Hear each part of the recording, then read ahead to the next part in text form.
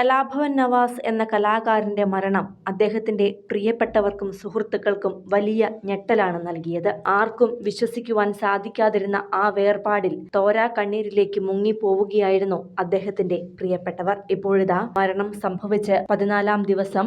ആ നെഞ്ചുപൊട്ടുന്ന വേദനയ്ക്കിടയിലും നവാസിന്റെ ചേട്ടൻ നിയാസ് സോഷ്യൽ മീഡിയയിൽ പങ്കുവച്ച കുറിപ്പാണ് ആരാധകർക്കും വേദനയായി മാറുന്നത്. അദ്ദേഹത്തിന്റെ വാക്കുകൾ ഇങ്ങനെയാണ്: എല്ലാ പ്രിയപ്പെട്ടവർക്കും നമസ്കാരം.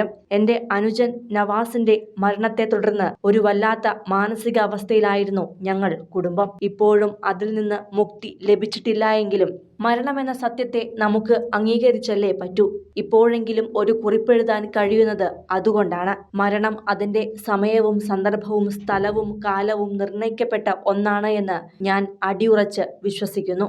ആ വിശ്വാസമാണ് എന്റെ ആശ്വാസവും. അതുകൊണ്ട് തന്നെ അവന്റെ മരണം എന്നെ കുറെ കൂടി ശക്തനാക്കുകയാണ് ചെയ്തിട്ടുള്ളത്.